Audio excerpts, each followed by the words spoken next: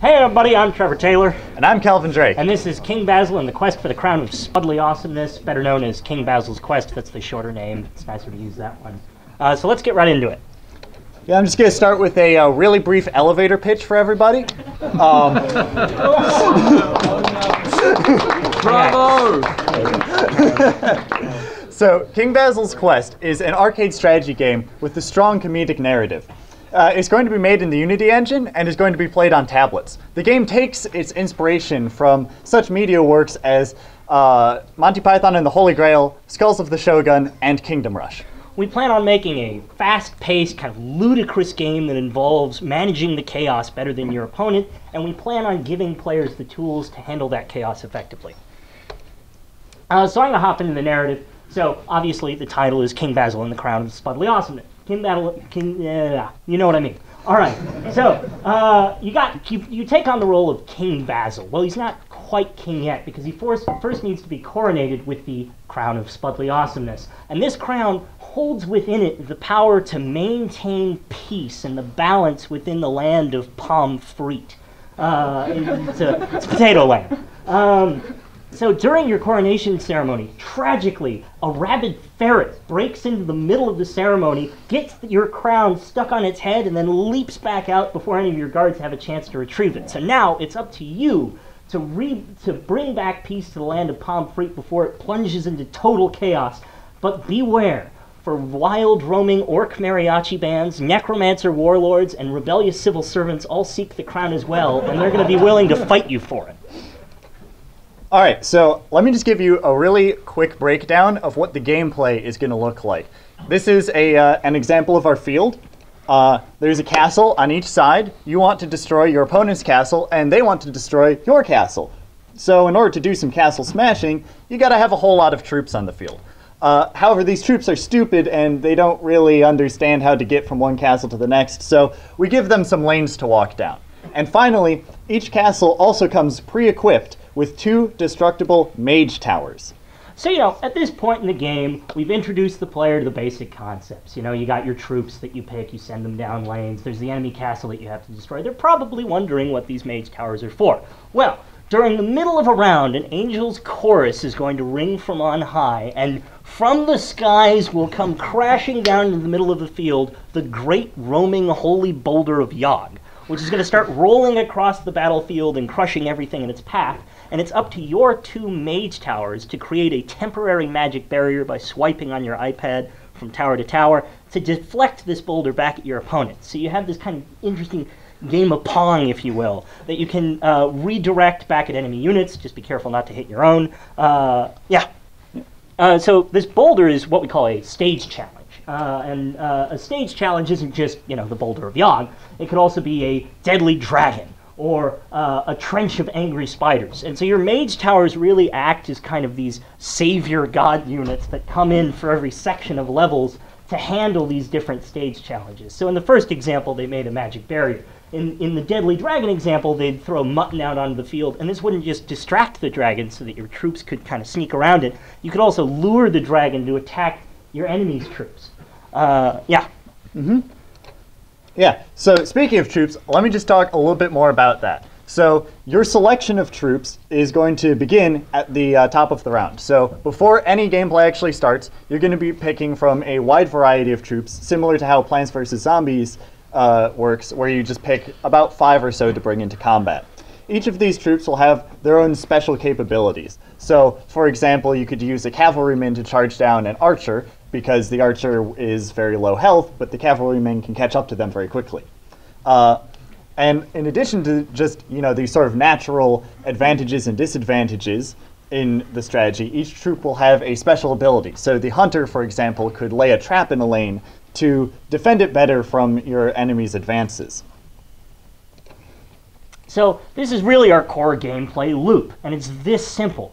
To defeat the enemy castle, you got new troops that you got to place, and you got to spawn and then head them down lanes. Then you got to handle your stage challenges with the use of mage towers, and all of this kind of boils down to this kind of frantic back and forth repetition where you're just trying to stave off your opponent and just handle the chaos that much better than he will. Yep.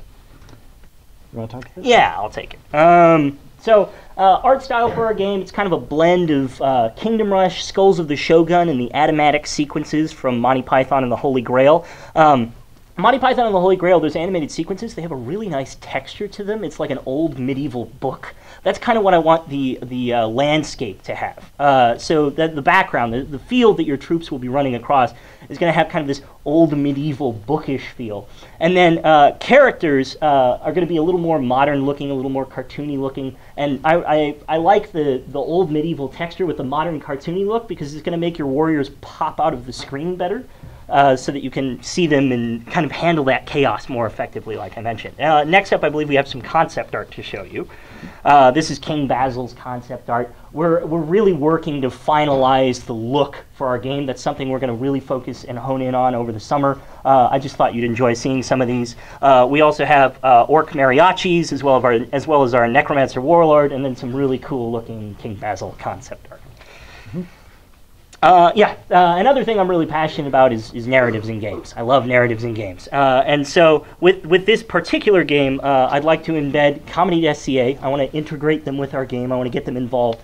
I want to get comedic screenwriters, directors. I want to partner them up with programmers and designers. And I want to make this kind of cohesive comedic narrative experience that becomes an integral part of gameplay. What are examples of this? Well, more than cutscenes. You could have King Basil in his castle, his head will pop out of a window, and then you could have the necromancer on the other castle, his head will pop out of a window, and they can be arguing back and forth as the fight is going on.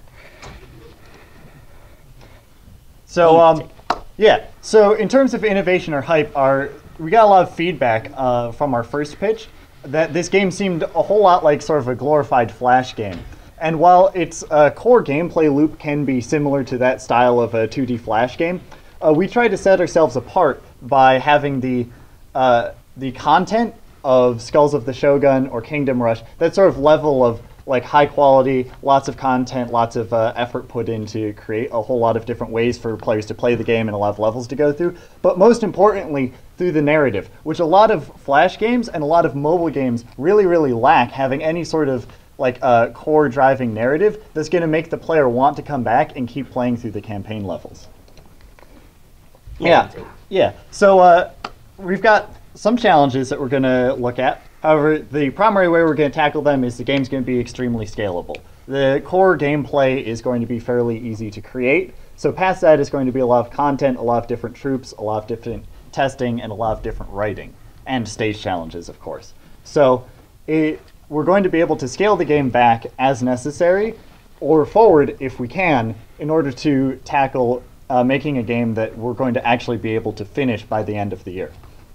So also just for some of the biggest challenges, cutscenes are going to consist of either 2D tweened images or more of sort of a medieval comic strip style effect rather than full motion video. Obviously obtaining iPads is going to be a pretty big thing. And comedy, we understand that's very hard. That's why we're getting writers from comedy at SCA and why we're going to be doing a lot of user testing in order to make sure that our game's narrative is actually funny. And as for just sort of my previous comment saying that the base game would be fairly easy to set up, we have a wonderful video of our prototype here, and by that I mean here. So just sort of starting out, you can see that I can grab the swordsman, either swordsman, cavalrymen, or archers with 3 different buttons at the bottom. I can send them down lanes, pause them to set up sort of a defensive barrier, bounce the Holy Boulder of Yogg around, run it expertly into one of my own troops, but then take out another troop because worth it, and then send a sort of wave of cavalrymen along. And also barely stop one with a magic barrier in time for the boulder to not hit it. And if I skip ahead, we can also see some of the strategic elements that I was talking about. Here, my opponent is send out a wave of archers, which is sort of tearing through my swordsmen as they're going along. However, as I drop 2 cavalrymen here, I can send them along, tell them to go down and hunt off the archers, and very quickly take them out, and then use that as momentum to push for the win into my opponent's castle. Things that I should probably mention in the prototype. we couldn't get the enemy to create a magic barrier just because of time constraints, as well as the magic barrier idea isn't that you create this tiny little thing on any part of the screen. It really has to be attached to the 2 mage towers, but you can make different shapes with it. So yeah, we can keep running through this. Dev plan, we're making a game. I know we're kind of out of time, so I'll just sort of skip over that. And there's just like team leads and advisors. So one thing I'd like to bring in about advisors, though, we have Terry Jones of the Monty Python troupe, who co-directed Monty Python and the Holy Grail, and then we have Peter Siegel, who's director of Tommy Boy, Anger Management, 50 First Dates, and Get Smart. The movie, not the TV show. And then, of course, our extremely talented compliment professors who we love so much. And Time for yes, okay. On to questions.